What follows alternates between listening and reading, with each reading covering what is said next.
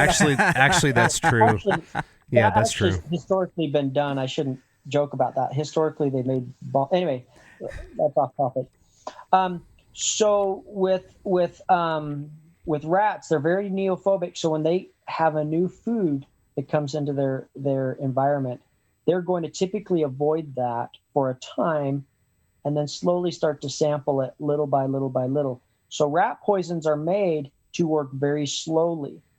So typically it will take a day or multiple days for them to die after they eat it. The reason being is the rat will nibble, wait, see if he feels sick. I don't feel sick. I'll nibble a little more. I don't feel sick yet. Nibble a little more. Oh man, a couple days later he dies. And that's the idea. And so sometimes that works. But here's the problem. The rat's running around with poison in his system, a lethal dose of poison, hasn't died for a day or two, and then he slowly starts dying. What has that opened up the door for? A dog. Yeah, predators. An owl. Consuming a lethal dose of poison. Yeah. Exactly. And when the rat does start to die, it's hours and hours and hours of excruciating pain. If you've ever watched a rat die of poisoning, it's just heartbreaking. They're laying on the ground gasping and kicking and walking around drunk. Like it looks horrible. Obviously, I don't really know how it feels, but it doesn't look comfortable. Mm-hmm. So the rat's going through excruciating pain, and for multiple hours before his death, he's exposing himself. He's walking out into the open. That's what a lot of times they'll do. They'll walk out into the open, act drunk.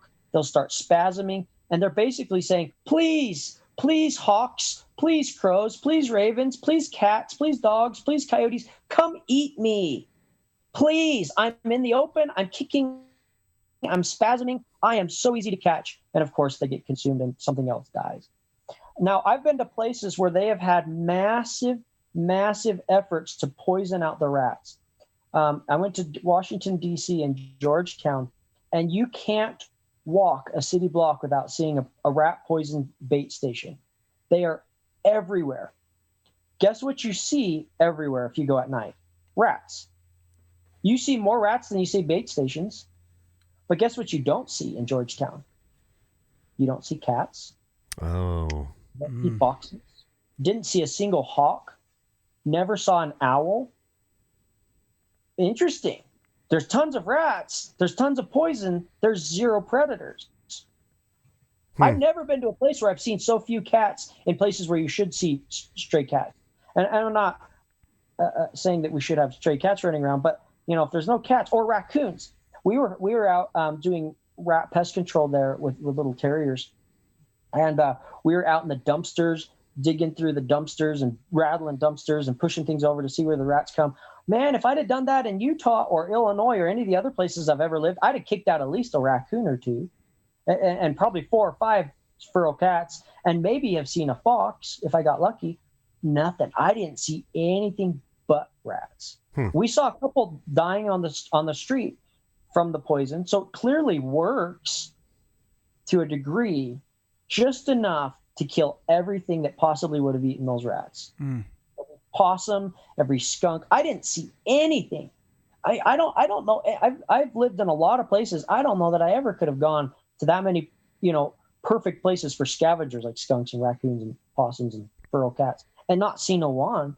But in Georgetown and D.C., I never saw a red-tailed hawk sitting on the light pole, nothing. And the only thing I can figure is the dead rat I saw at my feet when we were out rat hunting, kicking, spasming, slowly bleeding to death internally because of the poison. Yeah, it definitely seems like a better alternative would be a predator that's designed to ease and quickly, quickly ease the passing. Yeah. Like the mink. I mean, I've seen them. The dogs and the mink, they get a hold of a rat and it's seconds. Yeah, and that's the funny thing is people are very emotional about death, and they're which makes sense, but they don't use their logic at all. Mm-hmm. They see, the rat squeaked, it's in pain. For how long? Oh, that was a whole half a second. Really? That's long? Like, tell me another death that's faster. Yeah. Like 2 or 3 seconds. Like getting hit by a car. You don't usually die instantly. Name another death that's that fast. Like, you really think that the world goes around dying instantly. Even us humans and all our modern technology, we lay in beds for weeks and months from an injury or an illness, or like death is never quick. Why are you guys crying about 2 or 3 seconds? A squeak, squeak, crunch, crunch. That is an amazingly efficient, quick, and painless death for any animal or creature on this planet, whether it be wild or domestic. Mm-hmm. You really think the chicken sandwich you ate died that quick? It might have, maybe. That's true. But you don't know. Like, you break. By the way, try the new chicken sandwich from Popeyes. Yeah, and that's the reality. Is like it blows me away that people would complain about an almost instant death, and they say it's not instant enough. Like, at what point is it instant enough? Like, yeah. Anyway, but yeah. It's by far the most humane method. So a lot of people like to compare shooting, and I'm not against shooting by any means. I am very against poisons, but trapping and shooting I am not against. So when I do a comparison and say that, oh, this one's, causes less pain than the other, it's not to try and say you shouldn't be shooting and those people are evil. That is not my point at all. But people who are accustomed to shooting love to use that as an example. Oh, shooting's so much more humane. No, it's not. Mm-hmm. It is when it works just right, when you hit them just right. But how many times do you hit exactly what you're pointing at? And how are you shooting a rat? Oh, no, people shoot rats all the time. That's a big thing. You sit out with air rifles. I guess usually. effectively is what I'm thinking. Well, maybe I'm wrong. I'm just thinking you might get a couple of them, but not 200. Yeah. No, you're never, in my opinion, ever gonna wipe out a population of rats using shooting. You're probably never going to do it with trapping. So whether it's humane or not, both those methods are pretty much out for population elimination. Population control, maybe. Probably not with trapping, but maybe with shooting. It's a lot of hours, though. Mm-hmm. You're going to be sitting around for a lot of hours patiently waiting for them to poke their head out so you can shoot. I don't have that patience. But poisoning, maybe, if you do it just right. But at what cost? Yeah. So would you walk me through? You get a call from a local ranch where they say we've got a population we want to put a dent in at least. What's your approach? How do you plan that out? So first, I ask them, what have you guys done already? Because if I find out they've been baiting and poisoning, I can't show up. Right. Okay, you guys got to clean that up. Get every bait station out of the place. What type of poisons have you been using? There's a scary, scary, scary poison that they use, which is a lot more effective, but super scary crap. It's called tracking powder. They'll dump a little powder around their nest or their holes, and then they walk in on it, and all they need is a little bit of that powder on their fur, and they lick it off and they die. That's sketchy crap, man. Guess what happens when a little kid picks up a handful of dirt and puts it in his mouth? Guess what happens when your dog goes over and sniffs in that hole? Like, that's some scary crap to be spreading around a location, especially if you have livestock. Yeah, that is. Horse goes over and sniffs out the hole, all that powder right down its lungs. That's what I was thinking. A lot of the rats that it seems like you've worked with, they're in the hay that the cows eat, and they're in all these areas where the food is. Yeah. Could you imagine using tracking powder on the freaking, and the rats get in it and then go walking through the hay, spreading tracking powder throughout the hay? I mean, that's just sketchy crap. So anyway, if they've been using stuff like tracking powder, I'm like, dude, I don't know that I ever want to come. Like, if so, I'm going to be waiting a while. If it's bait boxes, it's like, okay, well, if it's warm and things are rotting, get rid of the bait boxes because I don't want them to find a dead rat. It's not just the poison itself. I don't want them to find a rat with poison in its system. So give it some time that every rat that's ever consumed it has either died or passed it through its system, and it's rotted away into oblivion, and all the boxes are gone. Then I'll show up. So that's the first thing I want to know. What kind of poisons have you used? Have you used poison? How recent? All of that detail. And that's always sketchy because sometimes people will lie to you, or they will forget, or they didn't know some other person was doing stuff. So I want to get that clear.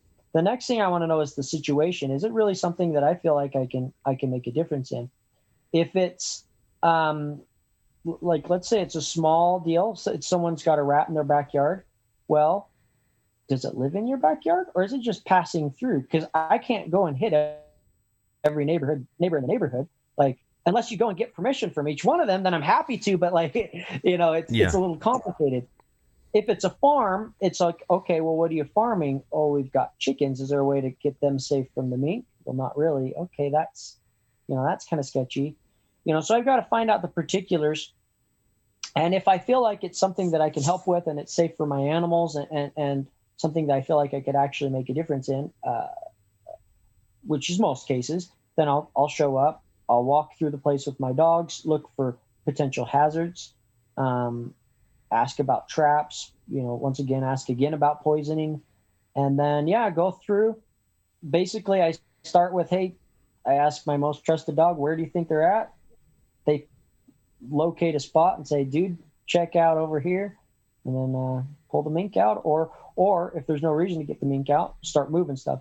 So what is your most trusted dog? I would say right now, probably Shirney.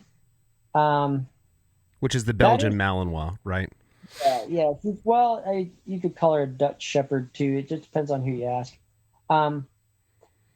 I would say her, but when it comes to rats, though, sometimes the little dogs are a little more trustworthy because they're easier to read. Because they get really excited and obsessive when they smell a rat or something that they can get. It could be a raccoon. It doesn't have to be a rat. So sometimes the little terriers are a little easier to read, but she's easier to direct and to make sure she's not like after the wrong thing, like after a cat or something like that. So the dog spots or they indicate that they found a rat, and you bring the mink out. What happens at that point? Like if it's a situation where the mink, can fit and it's safe and everything to turn loose, they're not going to just like disappear into this endless, abyss. Like if I was in a warehouse where there's like an endless pile of junk, or warehouse is a bad example. If I was like back in a farm where there's this endless pile of junk, I'm not super excited about turning my mink loose for two reasons. Number one, I got to get that mink back, and he can wander forever without me seeing him. Number two, I don't know that I'm really going to get anything out of there other than the one or two rats the mink catches. So that's kind of useless. So I'm going to look at a spot where, hey, this is controllable. Let's say it's a pile of pallets. Oh, this is super. This is ideal. Let's just send the mink in. We know where the mink's at all times. It's safe. And the rats come out easily right to the jaws of the dogs. Or some burrows. The rats have been burrowing under a shed, let's say. We stick the mink in. It's pretty clear where the mink's going to go. And sure, the mink are trained to come, but they're still wild animals. There's times when they just say, "You forget you, dude. I'm having too much fun," and they'll keep going. So you want to be able to be aware of where the mink is as much as possible, so as not to lose track of it or possibly have it wander off somewhere dangerous and get hurt.